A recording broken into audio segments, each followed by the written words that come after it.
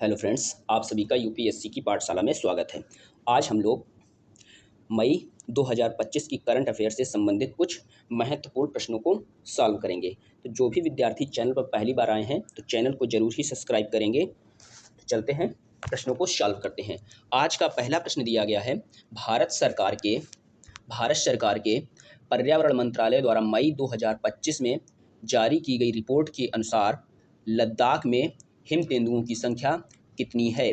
According to a report released in May 2025 by the Environment Ministry of the Government of India, what is the number of snow leopard in Ladakh? प्रश्न में पूछ रहा है कि लद्दाख में him तेंदुओं की संख्या कितनी है। तो राइट आंसर है इसमें ए 477। देखते हैं इससे संबंधित महत्वपूर्ण तथ्य। भारत सरकार के पर्यावरण मंत्रालय द्वारा जारी एक रिपोर्ट के अनुसार लद्दाख में हिम तेंदुओं की संख्या है 477। जो भारत में कुल जो पाए जाते हैं हिम तेंदुए वो है 718। तो जिसमें लद्दाख का प्रतिशत है 66%। तो 66% अकेले हिम तेंदुए लद्दाख में पाए जाते हैं। इसी प्रकार से उत्तराखंड जो राज्य है भारत का, ये दूसरे नंबर पर आता है जहां पर 124 हिम तेंदुए पाए जाते हैं। फिर तीसरे स्थान पर आता है हिमाचल प्रदेश जहां पर 51 हिम तेंदुए पाए जाते हैं। बढ़ते हैं आज के दूसरे प्रश्न की तरफ। दूसरा प्रश्न दिया गया है, राष्ट्रीय प्रौद्योगिकी दिवस 2025 कब मनाया जाता है? राइट आंसर है इसमें बी 21 मई। 21 मई को राष्ट्रीय प्रौद्योगिकी दिवस मनाया जाता है। तो 2025 की राष्ट्रीय प्रौद्योगिकी दिवस की थीम है नई प्रौद्योगिकी, अनुसंधान और त्वरण को आगे बढ़ाने के लिए युगांतर, इसकी थीम है। बढ़ते हैं आज के अगले प्रश्न की तरफ। अगला प्रश्न दिया गया है, जो अभी हाल ही में चर्चा में थी, ब्रह्मोस मिसाइल, जब भारत ने पाकिस्तान पर ऑपरेशन सिंदूर के तहत हमला किया था आतंकी ठिकानों पर, तो उससे संबंधित प्रश्न दिया गया है। मई 2025 में ब्रह्मोस निर्माण इकाई का अनावरण कहाँ किया गया है? Where was the BrahMos manufacturing unit been unveiled in May 2025? Right answer है इसमें सी लखनऊ। लखनऊ में ब्रह्मोस निर्माण इकाई का अनावरण किया गया है। इसको अनावरण किया गया है 11 मई 2025 को लखनऊ में इसका उद्घाटन किया गया है। इस उद्घाटन समारोह में उपस्थित थे भारत के रक्षा मंत्री राजनाथ सिंह और उत्तर प्रदेश के मुख्यमंत्री योगी आदित्यनाथ। यह जो यूनिट है ये Uttar Pradesh defence industrial corridor का हिस्सा है। ब्रह्मोस मिसाइल का उद्देश्य है भारत की रक्षा आत्मनिर्भरता को बढ़ावा देना, इसका मुख्य उद्देश्य है। अब हम लोग देखते हैं ब्रह्मोस मिसाइल से संबंधित उसकी कुछ महत्वपूर्ण विशेषताएं। ब्रह्मोस मिसाइल जो है इसकी गति है 2.8 मैक। तो 2.8 मैक यानी इसकी जो गति है ध्वनि की गति से लगभग 3 गुना अधिक है। इसी प्रकार इसकी जो फायर रेंज है वो 290 से 400 किलोमीटर तक ये टारगेट को भेज सकती है। इसी प्रकार से लॉन्च विकल्प क्या है, इसको जमीन से, वायु से और समुद्र से, तीनों स्थानों से इसे लॉन्च किया जा सकता है। निर्देशन प्रणाली क्या है इसकी? फायर एंड फारगेट, मतलब ये टारगेट को हिट करती है और खुद समाप्त हो जाती है, अर्थात इसे कहा जाता है फायर एंड फारगेट। इसका एक बार ही उपयोग किया जाता है, एक बार ही उपयोग किया जाता है। पढ़ते हैं आज के अगले प्रश्न की तरफ। अगला प्रश्न दिया गया है, खरीफ अभियान 2025 पर राष्ट्रीय सम्मेलन कहाँ आयोजित किया गया है? Where was the nation conference on kharif campaign 2025 organised? इसमें राइट आंसर है डी नई दिल्ली। नई दिल्ली में राष्ट्रीय सम्मेलन खरीफ पर आयोजित किया गया है। इससे संबंधित कुछ महत्वपूर्ण तथ्य देख लेते हैं।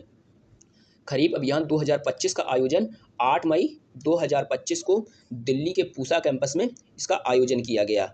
इस सम्मेलन का मुख्य उद्देश्य था खरीफ फसल के लिए रणनीति तैयार करना और किसानों को आधुनिक तकनीक से अवगत कराना इस सम्मेलन का उद्देश्य था। इस सम्मेलन के और जो महत्वपूर्ण बिंदु हैं वो हैं विकसित भारत संकल्प अभियान पर जोर देना तथा नई फसल किस्मों को विकसित करना तथा किसानों की तरक्की को सुनिश्चित करना इस सम्मेलन के मुख्य बिंदु थे।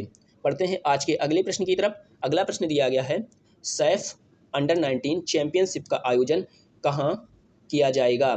तो ये सैफ अंडर 19 जो चैंपियनशिप है ये फुटबॉल से संबंधित है, जो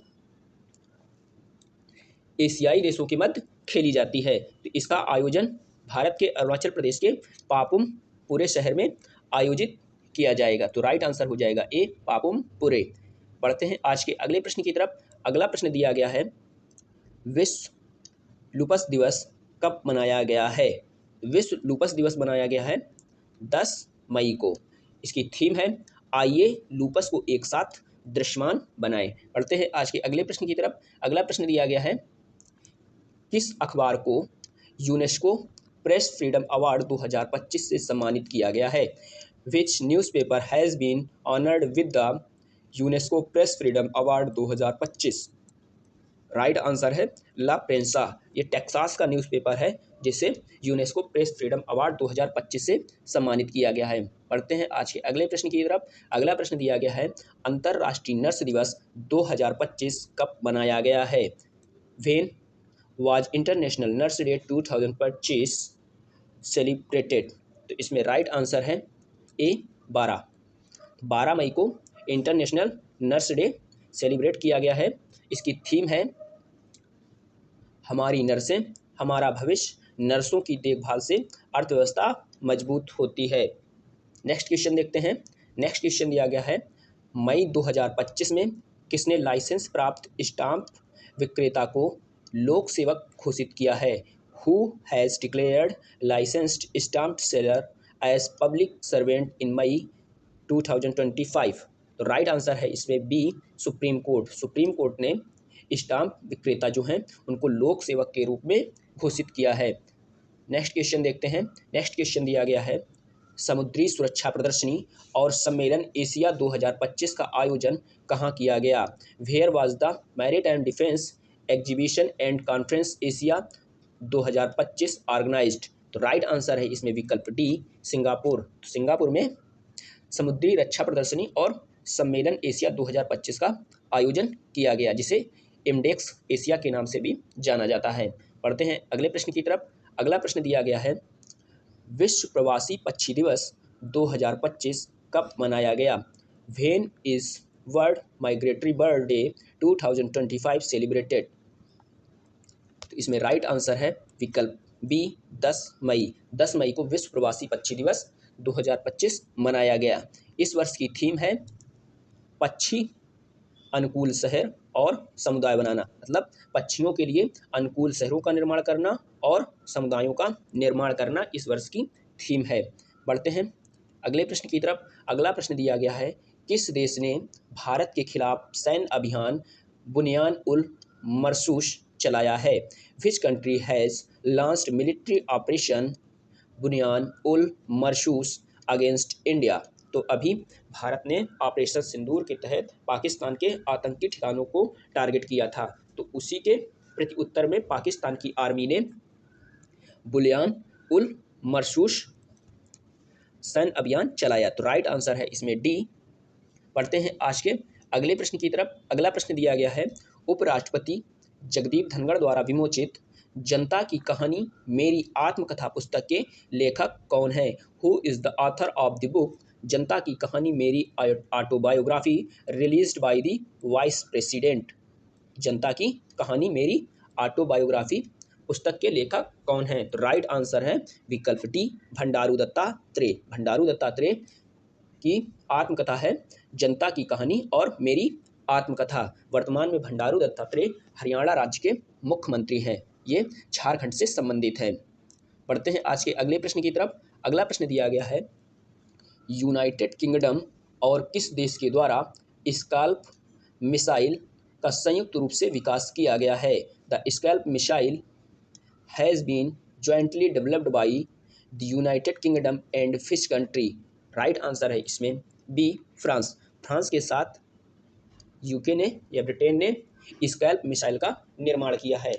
अभी ये चर्चा में है क्योंकि भारत ने पाकिस्तान पर जो हमले किए थे उसमें स्कैल्प मिसाइल का भी उपयोग किया गया था।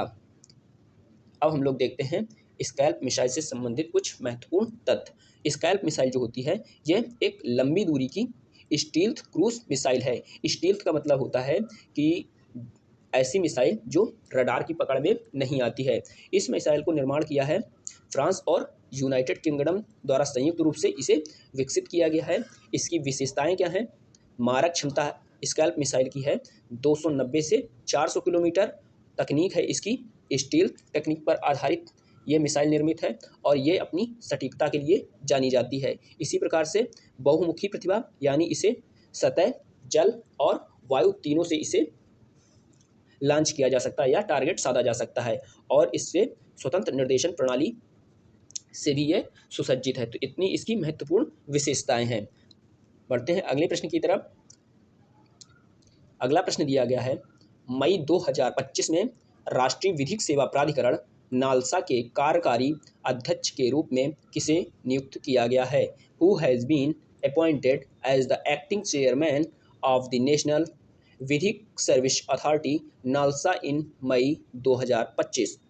तो राइट आंसर है इसमें ए, न्यायमूर्ति सूर्यकांत। न्यायमूर्ति सूर्यकांत जी को नालसा का कार्यकारी अध्यक्ष नियुक्त किया गया है। तो नालसा से संबंधित कुछ महत्वपूर्ण तथ्य देख लेते हैं। तो नालसा जो है इसको गठित किया गया था राष्ट्रीय विधिक सेवा प्राधिकरण विधिक सेवा प्राधिकरण अधिनियम 1987 के तहत भारत में स्थापित एक संगठन है। तो 1987 में एक अधिनियम द्वारा इसे स्थापित किया गया है। इसका उद्देश्य है जो भारत के व्यक्ति हैं गरीब और वंचित वर्गों के लिए उनको निःशुल्क विधिक सहायता प्रदान करना इस संगठन का मुख्य उद्देश्य है। पढ़ते हैं आज के अगले प्रश्न की तरफ। अगला प्रश्न दिया गया है, मई 2025 में पूर्णतया सौर ऊर्जा से संचालित होने वाली भारत की पहली विधानसभा कौन सी होगी? Which will be the first legislative assembly in India be completely powered by solar energy in May 2025? Right answer है इसमें डी, दिल्ली विधानसभा। तो दिल्ली विधानसभा जो है ये पूरी तरह से सौर ऊर्जा द्वारा संचालित होगी। पढ़ते हैं आज के अगले और अंतिम प्रश्न की तरफ। अंतिम प्रश्न आज का दिया गया है, इंटरनेशनल पौध हेल्थ डे 2025 कब मनाया गया है? When is international plant health day 2025 observed? तो राइट आंसर है इसमें बी, 12 मई। 12 मई को इंटरनेशनल प्लांट हेल्थ डे मनाया गया है। इस वर्ष की थीम है वन हेल्थ में पादप स्वास्थ्य का महत्व। तो ये हो गए मई माह से संबंधित कुछ महत्वपूर्ण प्रश्न। वीडियो अच्छा लगा हो तो वीडियो को लाइक करें, कमेंट करें, शेयर करें तथा बेल आइकन को जरूर ही प्रेस कर लीजिए ताकि नोटिफिकेशन सबसे पहले आप लोगों को मिल सके और आप लोग सबसे पहले वीडियो देख सकें। चैनल को जरूर ही सब्सक्राइब कर लें सभी विद्यार्थी। आप सभी का बहुत बहुत धन्यवाद। जय हिंद, जय भारत।